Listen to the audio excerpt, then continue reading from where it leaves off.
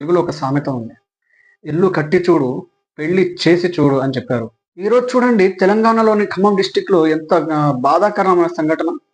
వెలుగుమట్లలోని భూదాన్ స్థలంలో ఏర్పరచుకున్న చాలామంది వాళ్ళ స్థలాలను లాక్కోవడం జరిగింది. వాళ్ళ ఇళ్లను కూల్చేయడం జరిగింది. ఎంత బాధాకరమైన సంఘటన చూడండి ఇది. ఒక్కొక్కరిని చూస్తుంటే ఎలా ఏడుస్తున్నారు, ఎటు పోవాలి, ఎక్కడికి పోవాలి తెలియని పరిస్థితి.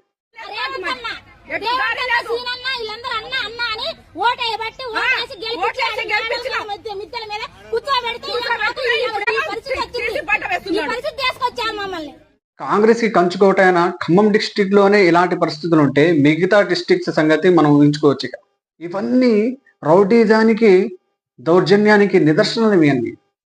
చూడండి, గవర్నమెంట్ ఒక పని చేయొచ్చు. వాళ్ళకి వేరే దగ్గర స్థలాలను కేటాయించి వాళ్ళని అక్కడి నుంచి ఖాళీ చేపియచ్చు. ఈ కూల్చివేతలు ఈ రోజు ప్రారంభమైనవి కావు. 2024లోనే హైదరాబాద్లో మూసీ దగ్గర కట్టుకున్న చాలా మంది పేదల ఇళ్లను కూల్చివేశారు. అయితే ఇక్కడ హైదరాబాద్లో అయితే ఒక రీజన్ చూపించారు. అక్కడ మూసీ నదిని ఆక్రమించుకొని కట్టారు అని చెప్పడం జరిగింది. మరి ఖమ్మంలో ఏమని చెప్తారు వీళ్ళు? ఖమ్మంలో అదైతే భూదాన్ అంటే పేదలకు సంబంధించిన భూముల్లో వాళ్ళు ఉన్నారు.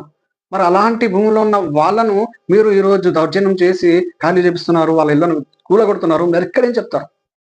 వాస్తవానికి హైదరాబాద్ మనం చూసుకున్నట్లయితే హైదరాబాద్లో అక్కడ రిజిస్ట్రేషన్ చేయించుకొని వాళ్ళు మొత్తం రూల్ ప్రకారం వాళ్ళు అక్కడ ఇల్లు కట్టుకున్నారు. ఆ పర్మిషన్స్ ఇచ్చింది ఎవరు? గవర్నమెంటే. ఈరోజు కూలగొడుతుంది ఎవరు? ఇది రూల్స్ ప్రకారం లేవు అని కూలగొడుతుంది ఎవరు? గవర్నమెంట్. రెండు వాళ్ళే చేస్తున్నారు. హైదరాబాద్లో కూడా తప్పు గవర్నమెంట్దే. మరి ఖమ్మం విషయానికి వచ్చినట్లయితే పూర్తిగా గవర్నమెంట్ తప్పు. అది భూదాన్ అది పేదలకు సంబంధించిన ల్యాండే. అది పేదలకు ఇవ్వాల్సిన ల్యాండే.